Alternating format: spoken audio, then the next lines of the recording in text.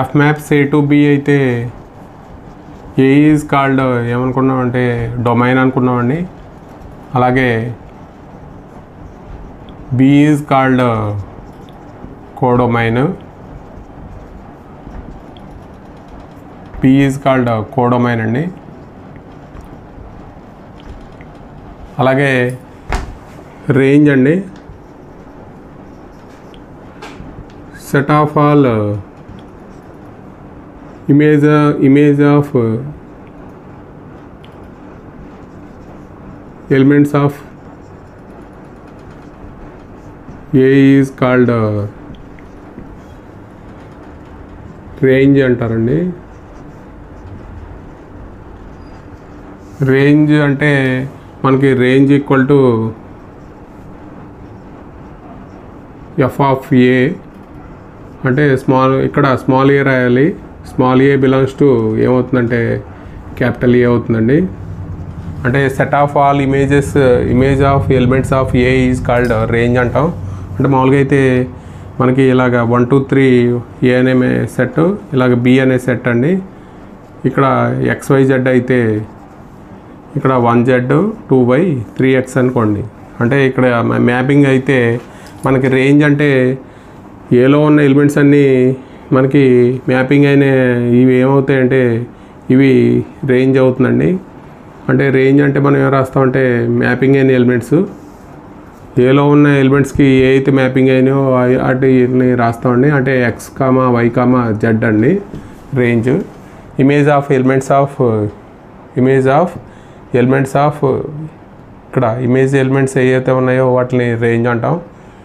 ఇక్కడ 1కి image 2Z కాబట్టి ఇది, అలాగే 2కి ఇమేజ్ Y అండి, 3కి ఇమేజ్ X అండి. కాబట్టి image of elements of A is called మనం రేంజ్ అంటామండి. Range is subset of codomain అండి. అంటే range is subset of codomain. అలాగే మనకి కాంపోజిట్ ఫంక్షన్ అండి, కాంపోజిట్ ఫంక్షన్ అంటే ఏమన్నా రెండు functions f maps A to B is a function, g maps B to C is a function అయితే మనకి కాంపోజిట్ ఫంక్షన్ అంటే f circle defined as f circle g అండి. అంటే ఇక్కడ లేకపోతే జీ సర్కిల్ ఎఫ్ అనే రాస్తాం, లేకపోతే ఇక్కడ జీ సర్కిల్ ఎఫ్ అయితే మనం ఏం రాస్తామంటే G circle F is defined as A to C అండి. అంటే G circle F of X is equal to మనం ఏం రాస్తామంటే G of F of X అని రాస్తామండి. దీన్ని ఎలా చదువుతామంటే G circle F of X, G of F of X అండి. ఇక్కడ మనకి ఏ టు సి అండి. అంటే మనకి ఇక్కడ ఫస్ట్ ఫంక్షన్ కింద ఏ తీసుకుంటామంటే ఎఫ్ తీసుకుంటామండి. అంటే ఎఫ్లో ఉన్న డొమైను అంటే జీలో ఉన్న కోడొమైన్ రాయాలి. అంటే మిగతా ఇవి ఏమవుతాయంటే డిలీట్ అవుతాయండి. కాబట్టి కాంపోజిట్ ఫంక్షన్ అంటే ఏమైనా 2 ఫంక్షన్ తీసుకుంటే మనం జీ సర్కిల్ ఎఫ్ రాయొచ్చు, అలాగే ఎఫ్ సర్కిల్ జీ కూడా రాయొచ్చండి. అలాగే 3 ఫంక్షన్స్ తీసుకున్న జీ సర్కిల్ ఇలా కూడా రాయొచ్చు. ఇక్కడ ఏమవుతుందంటే f circle g circle h of X. అంటే మనకి ఏం రాస్తామంటే సర్కిల్ ఉన్న చోటల్లా మనకి బ్రాకెట్ పెట్టుకుని తర్వాత f of g of h of X అండి ఇలా రాస్తాము. ఇది కాంపోజిట్ ఫంక్షన్స్. అలాగే 2 ఫంక్షన్స్ ఈక్వల్ అని ఎప్పుడు అంటామంటే 2 functions f maps A to B, అలాగే ఇది g maps C to D అయితే 2 ఫంక్షన్స్ ఎప్పుడు ఈక్వల్ అంటే డిఫైన్డ్ ఆన్ సేమ్ డొమైన్ అయితే, అంటే డిఫైన్డ్ ఆన్ సేమ్ డొమైన్ అయితే వాటిని ఏమంటారంటే అంటే ఏ ఈజ్ ఈక్వల్ టు ఏమవ్వాలంటే సి అవ్వాలండి. అలాగే ఎలిమెంట్స్ వద్ద ఫంక్షన్స్ ఏమవ్వాలంటే F of X is equal to G of X. అంటే X belongs to A or C అయితే డొమైన్లో మనకి అవుతే X belongs to A or X belongs to C అయితే దాన్ని ఏమంటామంటే మనం 2 ఫంక్షన్స్ ఈక్వల్ అంటామండి. డిఫైన్డ్ ఆన్ సేమ్ డొమైన్ అలాగే A is equal to C అవ్వాలి. అలాగే ఎలిమెంట్స్ వద్ద F of X is equal to G of x ఎక్కడ అవ్వాలంటే x belongs to A or C అండి.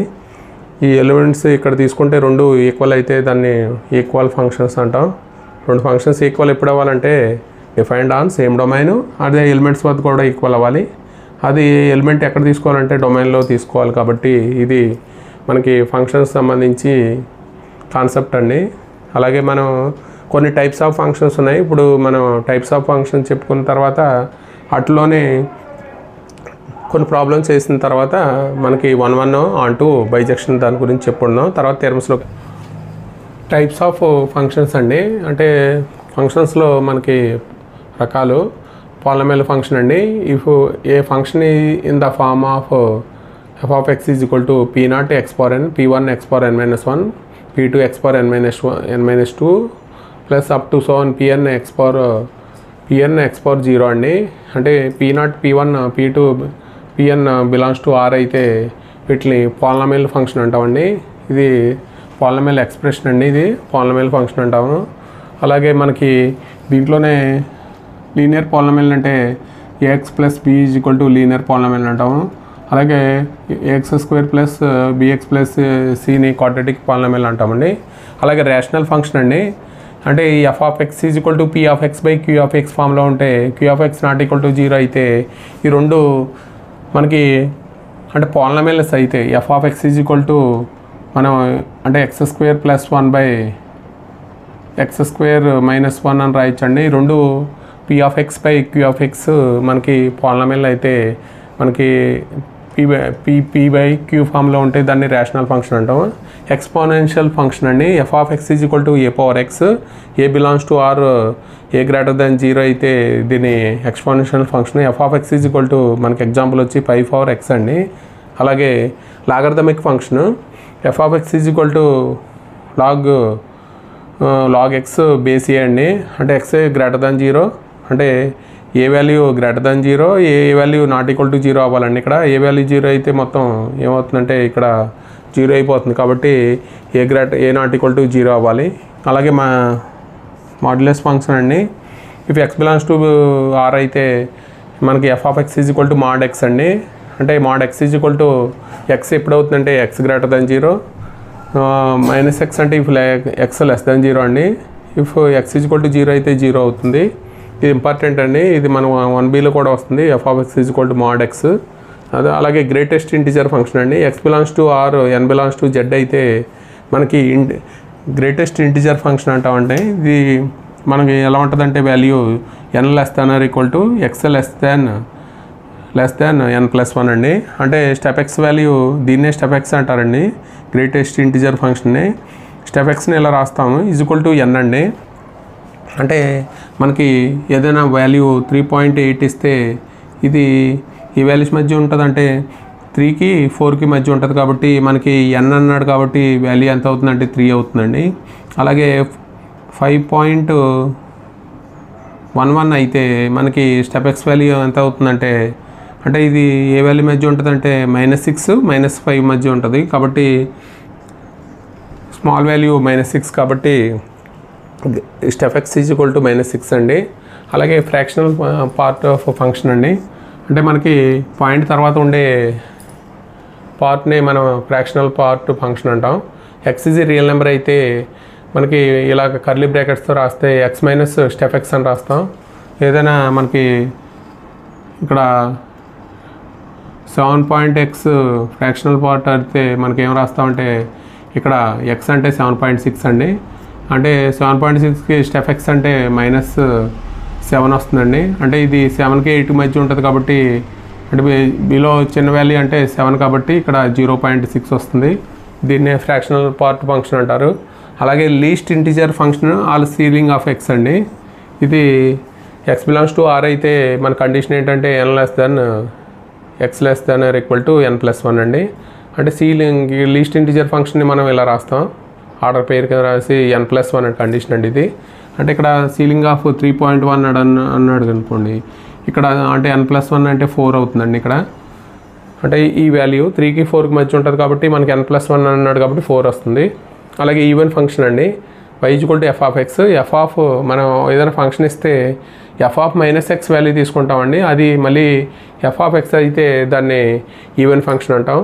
మనకి ఎగ్జాంపుల్ వచ్చి x² x⁴, అలాగే cos of -x = cos x అవుతుందండి, అలాగే secant x.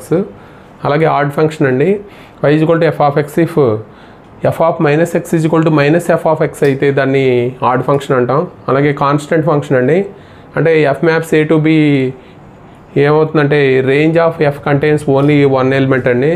అంటే మనం ఏదైనా ఒక మ్యాపింగ్ తీసుకుంటే అవి అన్ని ఎలిమెంట్స్కి ఒకే ఎలిమెంట్కి మ్యాప్ అయ్యి ఉంటుంది. అంటే 1y 2y 3z అలా ఉంటే దాన్ని కాన్స్టెంట్ ఫంక్షన్ అంటారు. అంటే f of x = ఏమవ్వాలంటే k అయితే దాన్ని range of contains only one element అయితే దాన్ని కాన్స్టెంట్ ఫంక్షన్ అంటాం. అలాగే ఐడెంటిటీ ఫంక్షన్ అండి, f maps a to a అండి. ఇది ఏ ఫంక్షన్లో రాదు, a to a అనేది ఐడెంటిటీ ఫంక్షన్లో మాత్రం వస్తుంది. అంటే f of x = x అయితే దాన్ని ఐడెంటిటీ ఫంక్షన్ అంటాం. అంటే మామూలుగా i of a ఐడెంటిటీ ఫంక్షన్లో ఏం రాస్తామంటే i of a x = x అండి, i of b x = x belongs to b అయితే మనకి ఇది ఐడెంటిటీ ఫంక్షన్ సంబంధించి ఇవి మనకి